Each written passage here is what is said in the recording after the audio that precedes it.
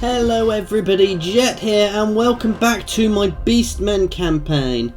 So right now we are just doing a little bit of a building up. We've just smashed a couple of people and we are at our end turn, so let's just end that and keep moving.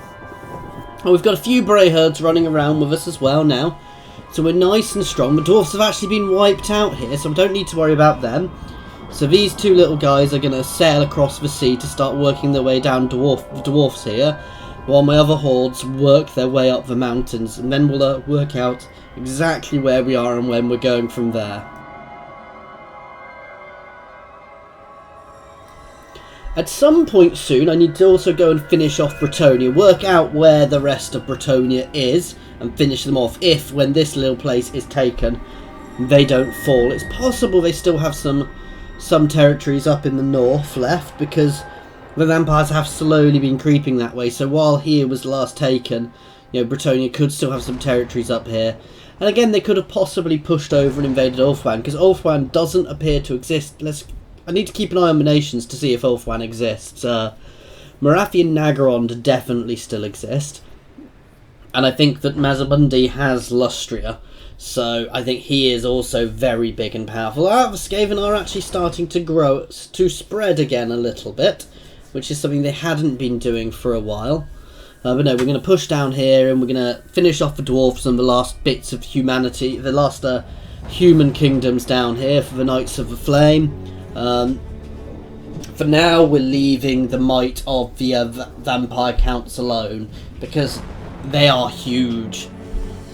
Now, once I've completed the campaign, we might go for a glorious charge through their territory to see how much damage we can cause before they wipe us out, but that could take a little bit.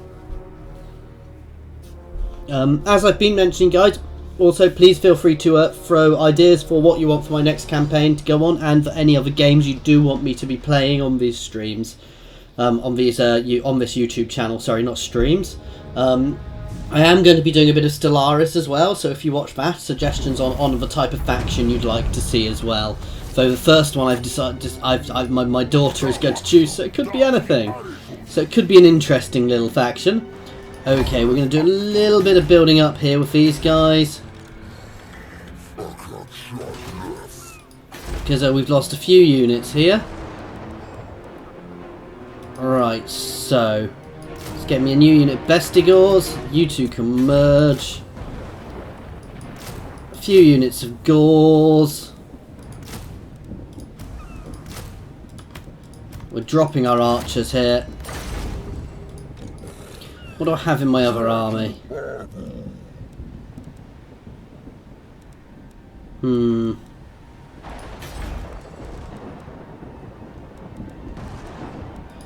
Minotaurs with great weapons. And a Cygor. You're quite good, though again I might want to replace some of you guys. What can you recruit?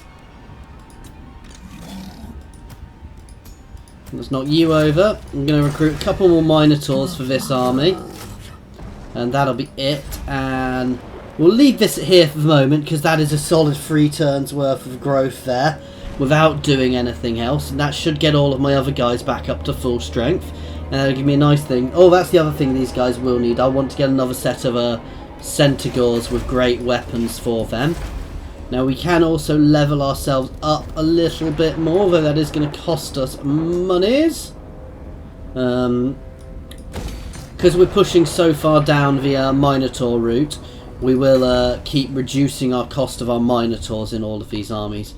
Okay, and let's see how up here is doing. You, I think, are one more turn until you are finished, and then we're going to have 2 very tough little armies here. I've pretty much dropped all of my archers, guys, because they've just been being so ineffective. This might be something I start to regret, and I can always put them back in easily enough later on. But I'm feeling having more fast movers like my Minotaurs in there is actually very good. My Centaurs are there as well to chase down anything moving, though this side does lack Centaurs, so when I can I will start getting into a position where I can recruit some Centaurs and some Razor Gore chariots as well. Because Centaur great weapons and Razorgore chariots as well in all of these armies, just to give them a nice rounded amount of shock troops. The chariots are more shock, the Minotaurs are just monstrous infantry and they are devastating at it. And then obviously you've got the Centaurs are just to get around the back and really hammer into their archers. But the thing is, all of these guys can just smash through the enemies and really break them. So again, I'm not massively worried about not having the archers, but it is an interesting thing to not have, though maybe it's something I should have done earlier. I think that...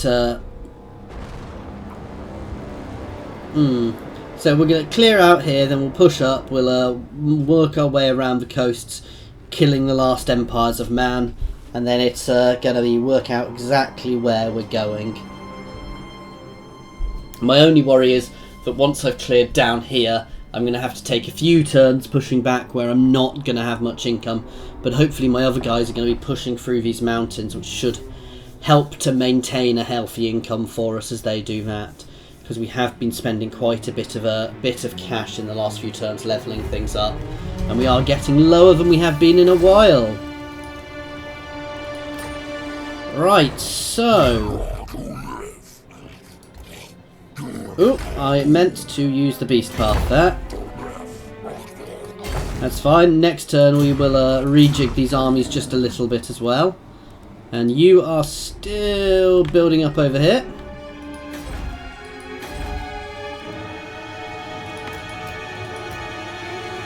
Let's get a couple more Gauls. Well, actually, I could. These guys are so cheap to run. I mean, these guys are 30, but these guys are only 60, and they are substantially better. I'm not worried because I don't fight defensive lines. If I wanted to, I could go for these guys who are better defense, but I don't fight defensively with these guys. I'm just very aggressive. I do still have a few archers in that army, which I may roll out of it at some point, but for the time being I will keep them.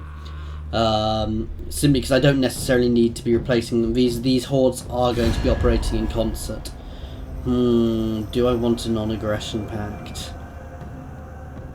I'm going to leave that for the time being, because I might want to go aggressive. Then again, even if I've got a non-aggression pact, I can march into their territory and still raid. So that is something to be aware of, and I think they are friends with me mostly because I've been massacring their allies. However, you can see up here they are losing territories, potentially to chaos up there. That will be territories being lost to chaos, or... Oh, is that Bretonia up there? Yes, they are... So Bretonia appears to be fighting back, actually. So that is something to keep an eye on. So I may well need to push up through the vampires to get to there and start smashing some Bretonians. Though I suspect that's the Bretonians taking advantage of the chaos incursions from the north. Because at this point there are huge chaos incursions and the vampires are at war with about as many people as me, actually. So Skaven have just lost another settlement there.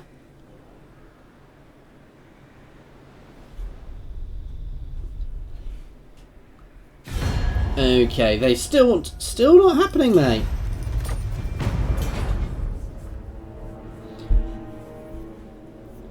So the vassals of chaos up there somewhere. This little faction has got quite powerful, actually. Yeah, they've taken themselves a nice chunk of land up here. Kill him. Take the bestial rage. Get the extra bestial rage. Right.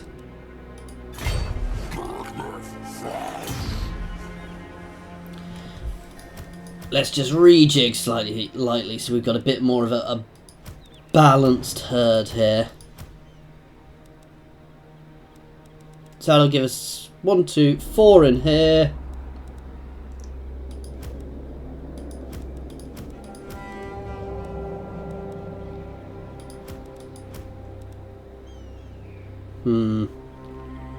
That's going to give this guy a lot of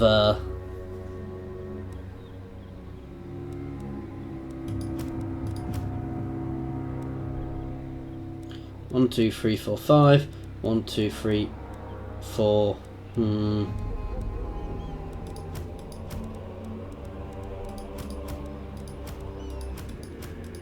Ah.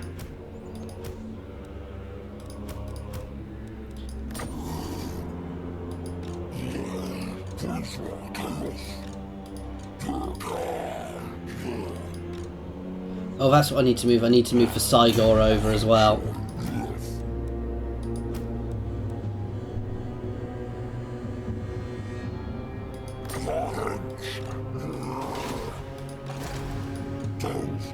They've all got the same amount of monstrous units then, and now it is time to push north as quickly as we can.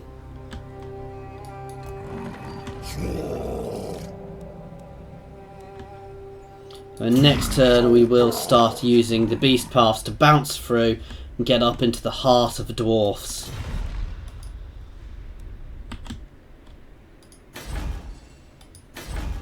One more turn and this army will be able to start moving as well. In fact, let's have a look. I might be able to do something a little cheeky over here.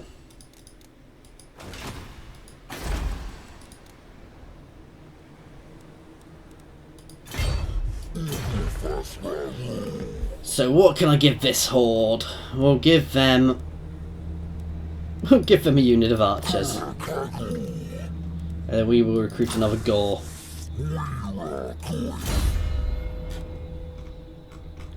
Little bit of levelling up to do, getting deadly onslaught and end turn, guys. And now it is back on the offensive. We've spent enough time sitting around. It's back on the offensive. Once we've built up some income, we might even look at spawning another mini horde, another baby horde somewhere, just to build up and follow us around.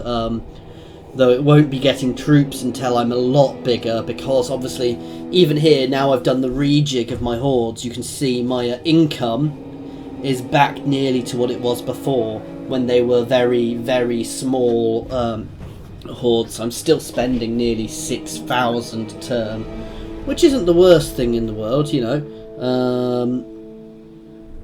It's not the worst thing in the world to be spending a lot of money on my hordes, because it does mean I can continually be aggressive. But it does potentially mean at some point I might get caught in a place where I can't afford to go to war with those around me. But if I spread them out raiding, I should be able to cover costs. I hope. But if I start raiding through the vampires' territory, they're not going to stay friendly with me for too long. Now, the dwarves are slowly pushing down here, and the vampires are pushing after them. So I don't think whoever this is, I don't think I really need to worry about him, though I can always come back this way afterwards. But right now I am on a mission to finish these dwarfs. They must pay. And then once they're gone, we'll move to find the vestiges of Bretonia and finish them off, making our way through the remaining human kingdoms on the way. Nope! And we've got the Law Masters here as well, who we will hit as well. One Hexalotl has landed, so the Lizardmen are pushing over here as well. So I could get a bit squished here, but we'll see what happens. I'm getting a lot of different rogue armies appearing in the game.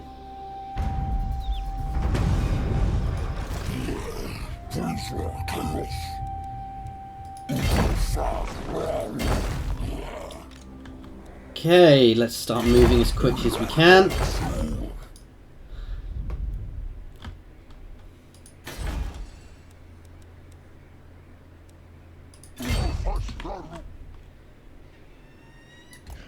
And these guys are now going to sea.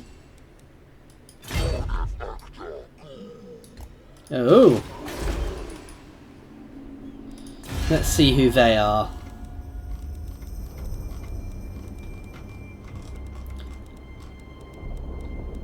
At your service.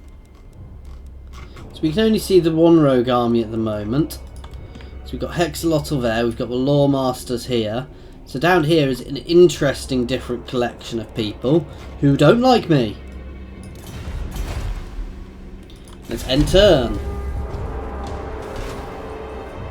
So no, we are back to nearly 6k these armies costing us, but we can cope with that at the moment. We can cope with that cost at the moment.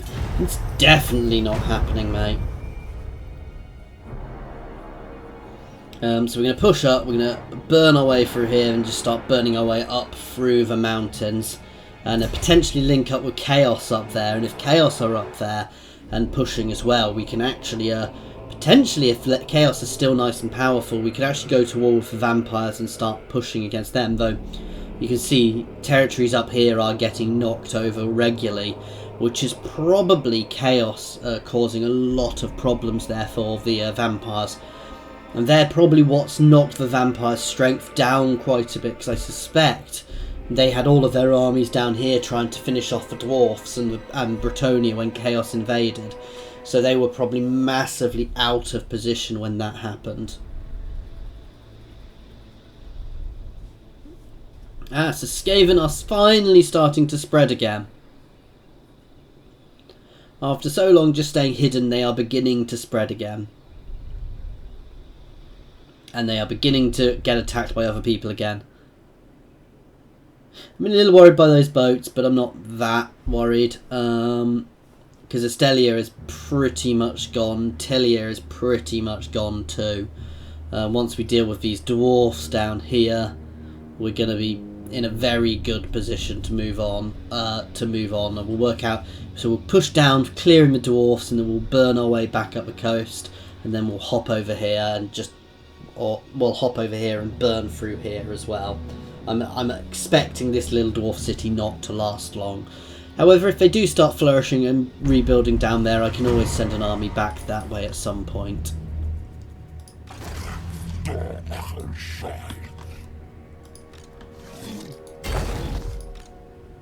Okay, here goes nothing. So the dwarfs now know I'm on the way back.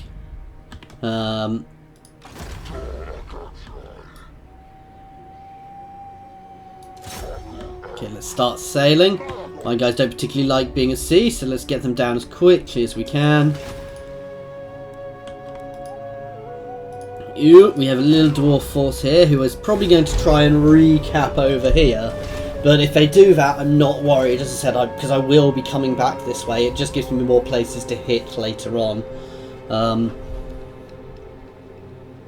Though they could also be trying to pull back into the sort of half of dwarven territories up here where they are really, really suffering. I'm amazed that some of these little places are still holding out. Though, as far as I know, Bretonnia might be fairly big up here. You know, they might have a few territories up here, which might mean that so long as the Chaos are focusing on the vampires, Bretonnia might well be getting quite an easy job of it at the moment. But Bretonnia, you can see their power, I suspect. Though they are spreading, but I suspect they have very little left.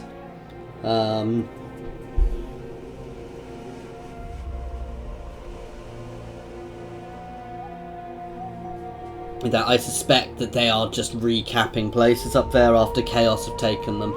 Which is a good plan, because it would get them a few settlements and get them a bit more income, which will mean they'll be able to fend themselves off. Fend the vampires off a little bit better.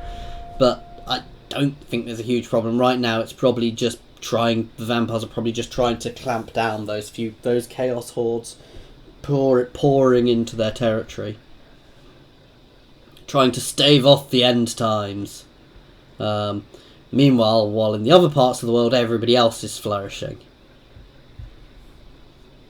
So what's this one? I didn't see it. It looks like an interesting flag anyway. Chaos Corruption, we don't need the gold, though I say we don't need the gold. We are beginning to suffer monetarily here.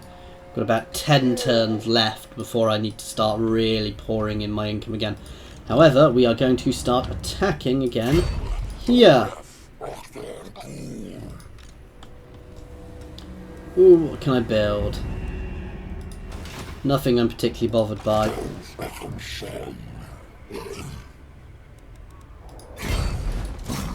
Let's hit Mount Squighorn. Next turn.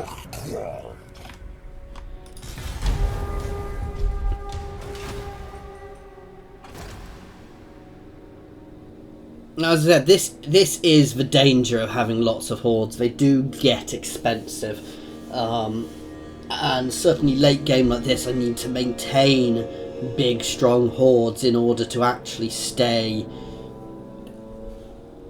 relevant, because everybody else can get such big. Some of these guys can get such big, powerful armies. Certainly, the vampire counts can afford to pour so many armies out and so many high-end armies that this is where I do find it very difficult as the Beastmen, because I have 4 armies, and realistically, while I could probably push out more, it would be difficult. It would get difficult to maintain it, because you can see how much I'm draining my cash reserves at the moment, and I've not even not been attacking places for long. I've had to have a little pause to my campaigning here, and when I'm clear out these dwarfs up here, if I try and push over to Bretonia, that could be a very long move, 5 or 6 turns of no income potentially. I mean, I will probably raid through the vampires' territory, admittedly, but that might invoke their wrath, and they might well throw a lot of armies at me if I do that. But I've also got the capability of dealing with them, and the other thing is that while I raid, I can also disappear in their territory and ambush them and things. So even though they're bigger and more powerful than me, I can deal with that. But the issue is one mistake and I lose a quarter of my forces. That one big mistake and I potentially lose half of my forces.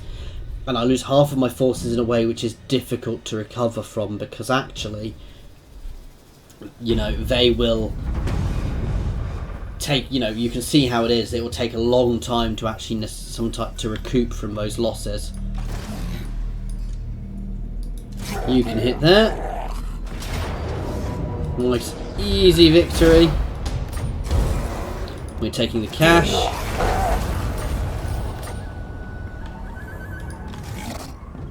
You can move up.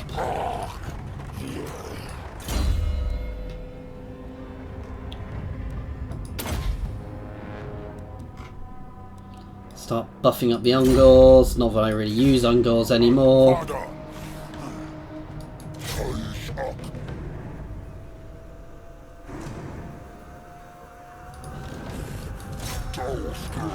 Here goes nothing.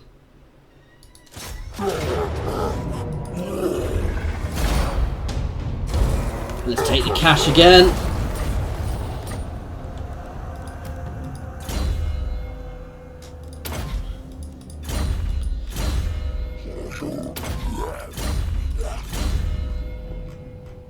So we really are beginning to, and that's it. We started pushing our income up again, but you can see those few turns of not gathering any income was painful, but being able to hit multiple places a turn is good. And also I'm going to get a few battles down here, though they might not be difficult battles. We will certainly get a few battles. I suspect these dwarfs are going to try and recap Ekrund here then if they're heading that way. However, that's not the end of the world. As I said, I will push back up this way, and we can certainly clear our way back up the coasts and potentially, smash here, jump back over, hit here where they've resent, and split into 2 little hordes for a little bit, which we can probably get away with, and start clearing places out. In fact, we can probably get away with it now simply because my hordes are that much powerful. However, these 2 hordes do seem to be my most powerful hordes, and at some point, once Bretonia is gone, I do want to, and they are losing territory again up here, potentially to Hordes of Chaos. But once Bretonia is gone, I am going to be fighting the final battle, which means I need to make sure Malagor has the best possible army I can give him. So if those 2 herds are together, I will probably give him a Minotaur herd for a turn. So he has all of the big units there. So he can use an army of he can get him in a position where he can literally just use a line of Minotaurs to charge. And smash into the remaining the remaining forces of man, which I suspect is going to be an army of Bretonnians and Empire, you know, of Bretonnian knights and Empire foot soldiers, which will be quite an interesting thing to deal with. I've not really fought the Bretonnians much, so it'll be interesting to see how they do.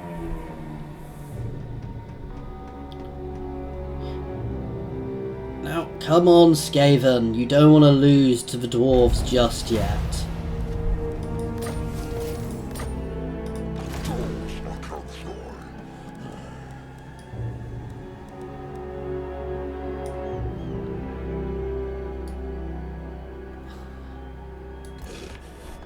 Right.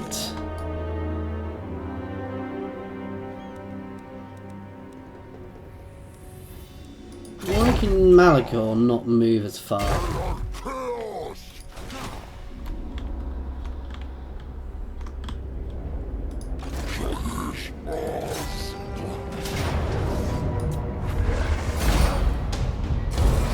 Barely worth it.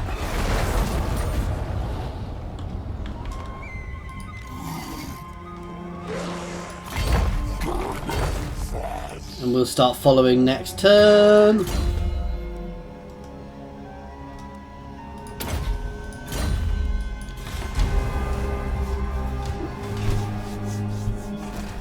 And this is it, we are now pushing up against the last sort of bastions. Up here are places where I've not attacked, and there are possibly some very strong dwarf holds up that way, though I'm not really sure they're doing. I'm a bit disappointed I didn't get to plunder Karaz again, or is it Karaz, whichever way around it is, the dwarven capital, which has now been burnt again by the... which has now been destroyed. Well, it's not been destroyed, it's been taken over by the vampires. So, lots of dwarves in there under vampire rule, rather than just being burnt out like they should have been by my beastmen.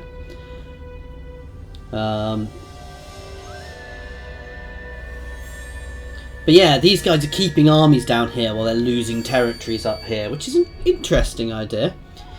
Hexalotl, I don't know how powerful they are over in Lustria, but obviously they're powerful enough to have sent forces over here. So they are somebody I want to keep an eye on. I think the Skaven's days are numbered now. Because they are definitely under siege from both sides there, which isn't good for them.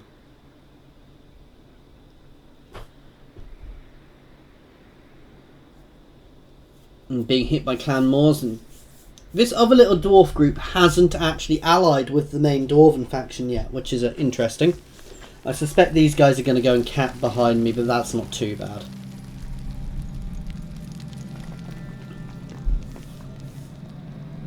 And the other Beastman herd up there, just doing its own thing.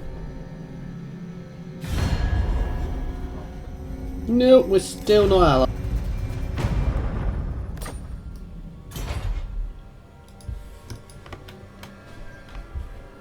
So Martek is going to burn again. We started off down here. When we were a little herd, all those turns ago, we started out down there. No! You know, we started out down there fighting for our life in these deserts as we got forced out, when we were forced out of the Badlands.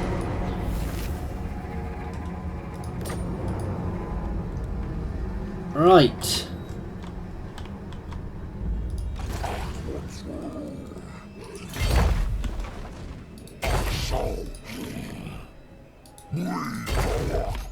Start pushing up here, and yeah, you see there's still lots of dwarf places up here, and these places will be rich, which will be good for us. We'll be able to gain lots of favour attacking them. Ooh, we are taking a lot of attrition here.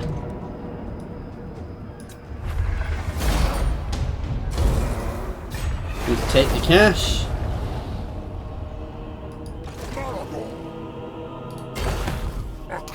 Let's beast path down past.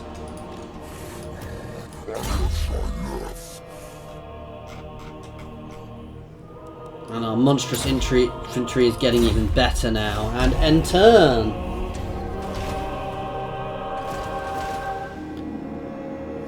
They've lost their last hold in the Badlands now, but the vampires are pushing through the Badlands, which is something I need to worry about.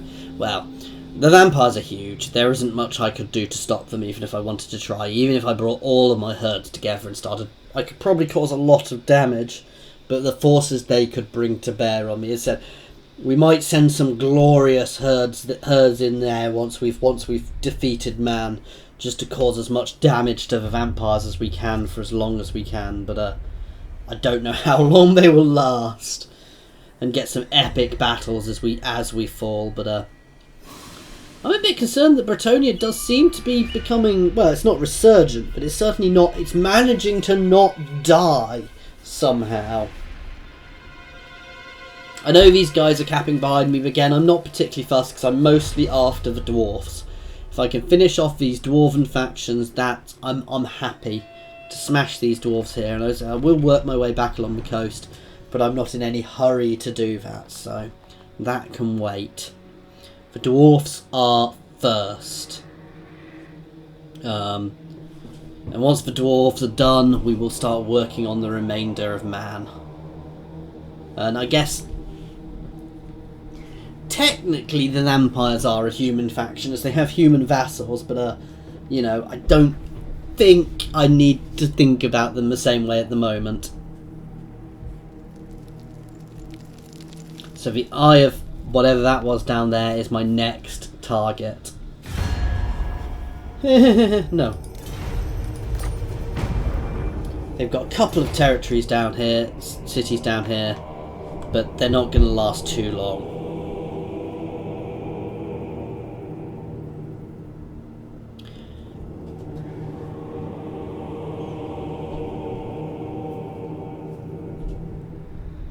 Tor Ifis refugees who are going wherever they're going, they've not settled yet, which I find a bit strange, because they really should have settled somewhere to get themselves sorted out.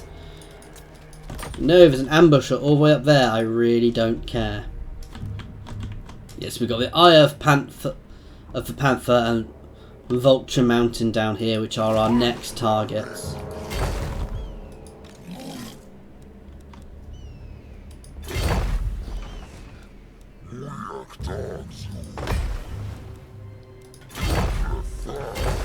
Which we are heading towards now.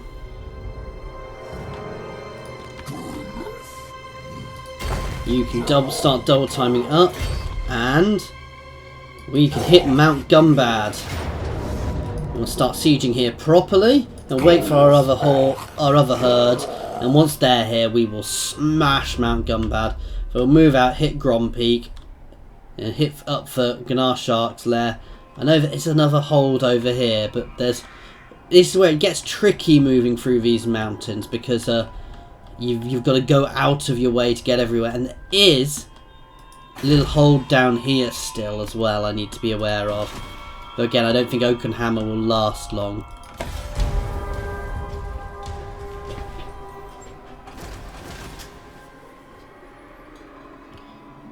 The dwarfs are doing their thing, not much of their thing, because I don't think they've got much of a thing left to deal with. As I said, they're fighting on every front now. You know, they could potentially run away and flee, and you know, if they wanted to, they could spam building here, but the vampires would probably just stomp on them as they did it, and they'd have to get past me to get there.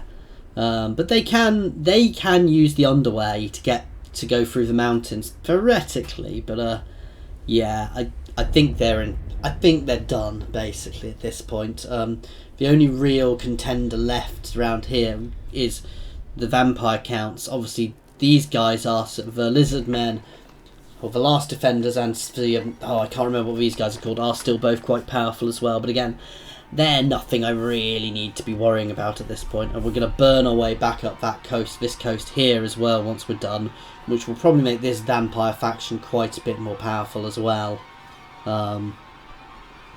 It was glorious when the Badlands were pretty much empty, but I couldn't maintain that. You know, to maintain that, I'd have had to leave my herds burning around the edges there, and you can't expect these places to be left undefended. Sorry, unsettled for too long.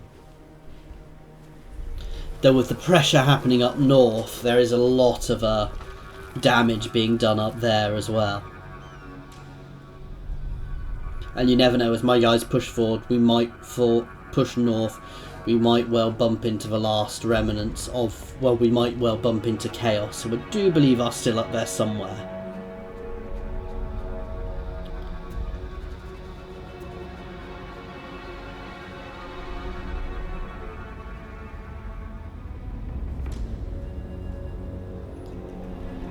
All the rogue armies,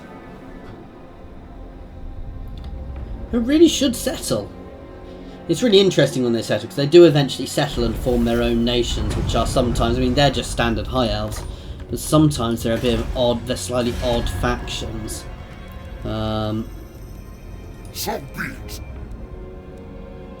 Trusted friends who are at war with everybody.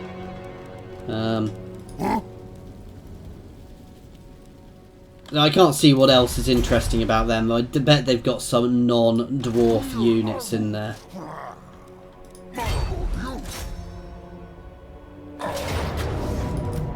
Let's bring up the other army. I'm probably not going to need that siege equipment, but you never know.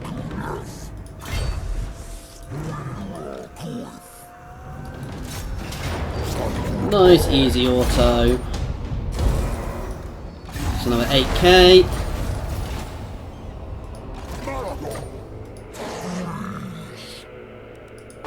You can camp.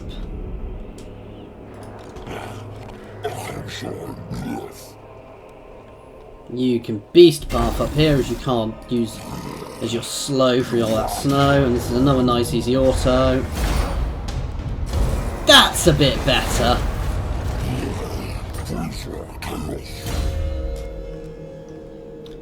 Okay.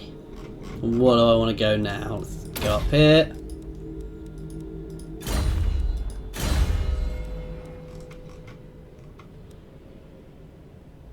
Do you want to buff our Cygors or Lichpora? No, you know what? I think I can start pushing through other things now. So we're going to start pushing up here now.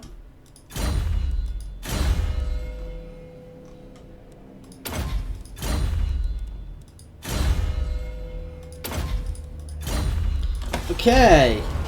And now it's on to the last dwarf area. Yeah. Dwarf settlement down here, and then burn our way up through that coastline. We're going to hit Grom Peak next. Oh, so vampires are taking chunks out of the mountains up here. They're not necessarily waiting for me up there.